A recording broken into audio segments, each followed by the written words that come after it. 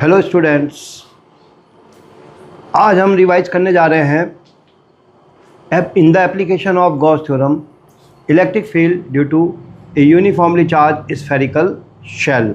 अब तक मैं आपको बता चुका हूँ in the application of Gauss theorem charge electric field due to a line charge, electric field due to a plane sheet of charge, proof of Coulomb's law and electric field due to a point charge. अब हम बताने जा रहे हैं, आज हम पढ़ेंगे electric field due to a uniformly charged spherical shell. Suppose we are having a spherical shell of radius capital R and it has total charge plus Q. आप यहाँ पे समझ लीजिए, चार्ज जो है चार्ज स्फेयर की सरफेस पर है, नॉट इनसाइड द स्फेयर। और यहाँ कोई ज़रूरी नहीं कि स्फेयर किसी मटेरियल का है, मेन यहाँ है about the distribution of charge. Charge is distributed in the form of a uniform spherical shell. और as far as metallic spheres are concerned, आप जानते हो कि अगर मेटल को चार्ज दिया जाए तो charge always reside on the surface of metal. तो अगर एक मेटल का सॉलिड स्फेयर भी है और उसको चार्ज दिया गया तो वो भी एक हॉलो स्फेयर ऑफ चार्ज की तरह ही एक्ट करेगा। तो यहाँ मैं बताने जा रहा था electric field due to a uniformly charge spherical shell. इसमें हम तीन जगह पे इलेक्ट्रिक फील्ड फाइंड आउट करेंगे, एक तो on the surface of the shell, एक on the outside the shell और एक इनसाइड द शेल। तो सबसे पहले हम कंसीडर करने जा रहे हैं electric field inside the spherical shell. Spherical shell के लिए हमने कंसीडर कर लिया कि सपोज ये एक आर रेडियस का स्फेयर है, इस स्फेयर की सरफेस पर चार्ज डिस्ट्रीब्यूटेड है।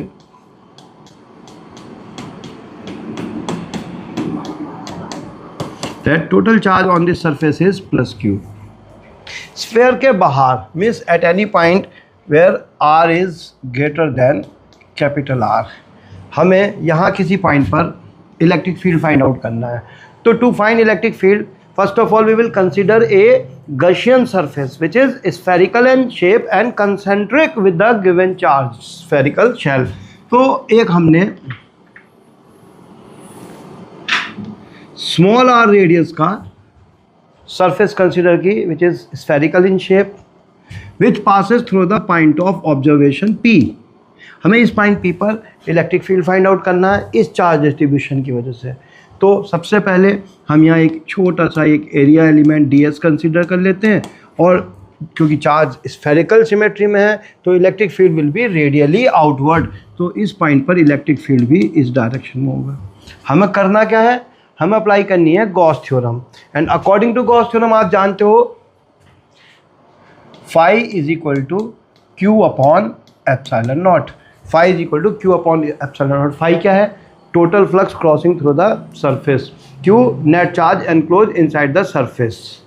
तो by the definition of flux हम कैलकुलेट करेंगे, तो flux through this small element will be D phi is equal to E dot D S.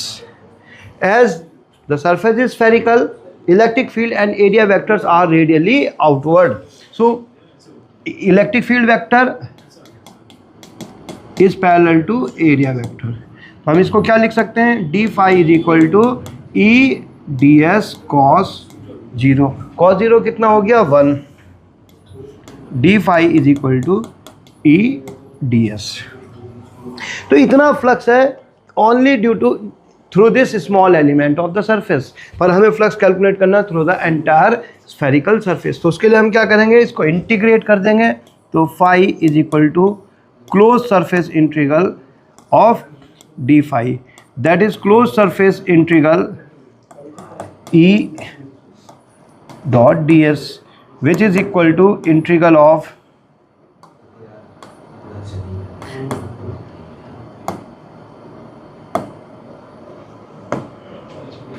E ds। Integral हमारा क्या है, क्लोज सरफेस, हम इस पूरी सरफेस का लॉन्ग इसे इंटीग्रेट कर रहे हैं। अब आप यहाँ पर देख सकते हैं ई की वैल्यू हर जगह पे सेम होगी। क्यों होगी, क्योंकि हर पॉइंट इस गशियन सरफेस पे जो हमने कंसीडर की है ना, ये वाली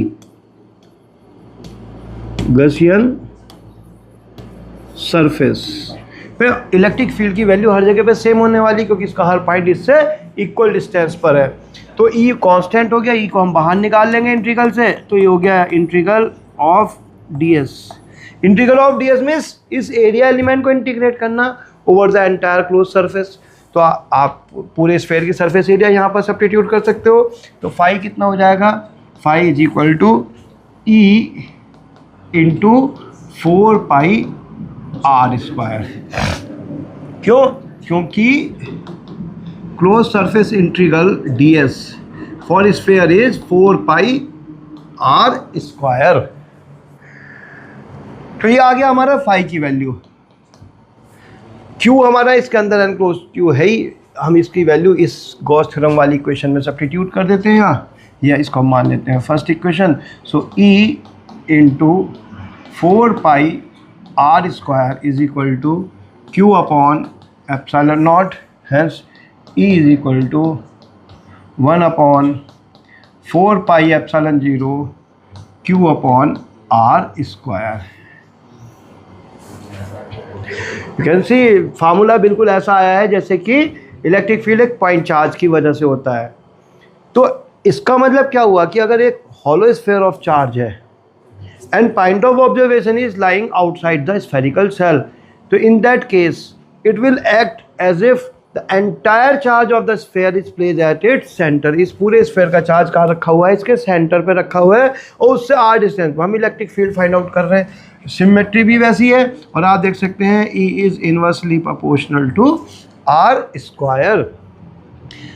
अगर हमें इस सरफेस स्फीयर की सरफेस पे सरफेस चार्ज डेंसिटी पता हो तो हम इसे उस टर्म में भी लिख सकते हैं। अगर सरफेस चार्ज डेंसिटी क्या है, sigma,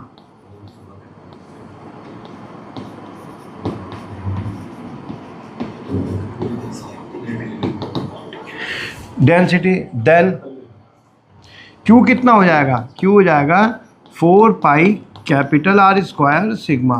4 pi R square total charge का सरफेस एरिया और चार्ज पर यूनिट एरिया कितना हो गया, सिग्मा। तो Q की ये वैल्यू यहाँ सब्स्टिट्यूट कर सकते हैं।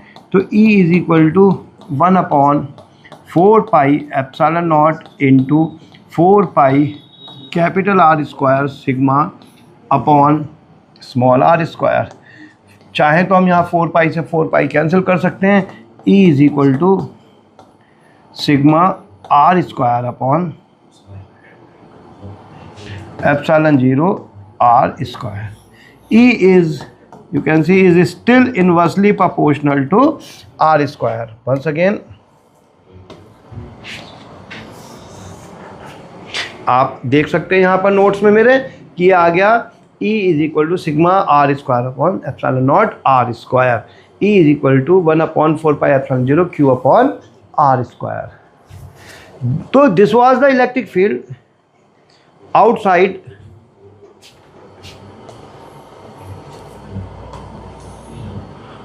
The spherical shell.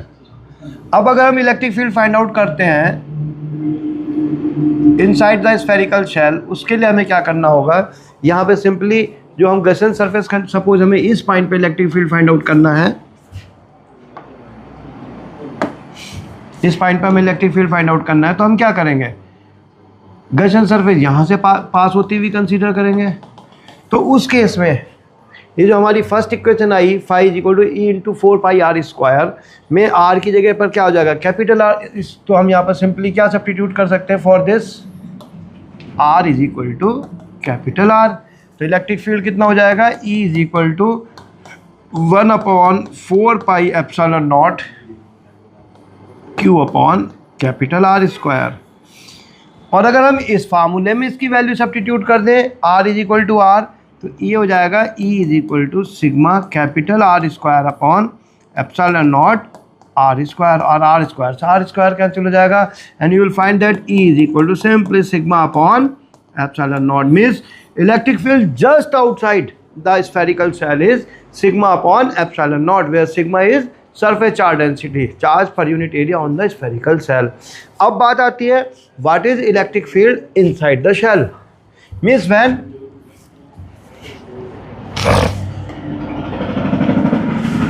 R is less than capital R, means point of observation is somewhere inside the shell. तो उस केस में हम क्या कंसीडर करेंगे, गैसन सरफेस कंसीडर करेंगे which is like passing inside the shell passing through the point of observation. Say in this case the point of observation is P। तो हम यहाँ पर एक एरिया एलिमेंट कंसीडर करेंगे ds, फिर इसी तरह से इंटीग्रेट करेंगे, ठीक है। तो फाई की वैल्यू तो यही आ जाएगी, क्या, phi is equal to E into 4πr²। और जब हम गॉस थ्योरम में इसकी वैल्यू रखेंगे तो लेफ्ट हैंड साइड तो ये हो जाएगी E into 4πr² is equal to total charge enclose inside the Gaussian surface upon epsilon naught, but charge enclose inside the Gaussian surface is 0, क्योंकि हमारी चार्ज सिमेट्री कैसी थी, होलो स्फेरिकल थी। Mean जो भी था चार्ज वो चार्ज की सरफेस पे था, अंदर तो कोई चार्ज है ही नहीं। तो उसके अंदर जब चार्ज 0 है तो ये राइट हैंड साइड क्या हो गई, 0 हो गई, hence E is equal to 0।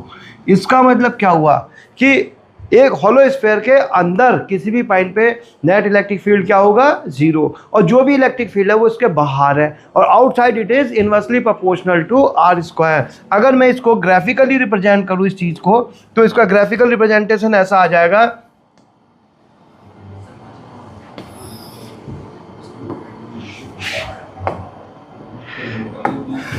Suppose हम ये स्फेयर मान लेते हैं ऑफ रेडियस r, और इसकी सरफेस पर चार्ज रखा हुआ है। y एक्सिस पर हम इलेक्ट्रिक फील्ड मार्क कर रहे हैं, इस डायरेक्शन में इलेक्ट्रिक फील्ड मार्क किया हुआ हमने, और x एक्सिस पर हम डिस्टेंस मार्क कर रहे हैं from the centre of the sphere. तो जो हमारा ग्राफ आएगा, इलेक्ट्रिक फील्ड इसके अंदर तक, यहाँ तक तो 0 रहेगा, और इसके बाद it is inversely proportional to r²। यहाँ पर मैक्सिमम वैल्यू होगी, कितनी होगी, 1/4πε0 Q upon capital R² which is maximum on it surface. और जैसे जैसे हम बाहर जाते जाएंगे it is inversely proportional to r²। इसके साथ हमारा ये आर्टिकल पूरा हो जाता है। अब हम नेक्स्ट आर्टिकल बताएंगे आपको, इस electric field due to a solid sphere of charge. यहाँ हम एक बार इसको फिर से रिवाइज कर लेते हैं।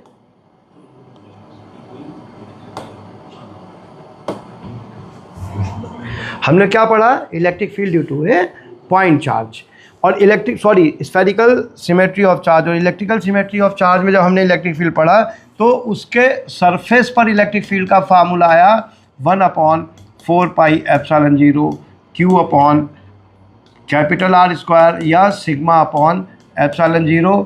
आउटसाइड इलेक्ट्रिक फील्ड कितना आया, 1/4πε0 Q upon small r², where r is the distance of point of observation from the center of charge, and we find that E is inversely proportional to r², and on the surface of inside the, when r is less than capital R, E is equal to 0। so hollow sphere के अंदर electric field क्या होगा, 0। Thank you. अब next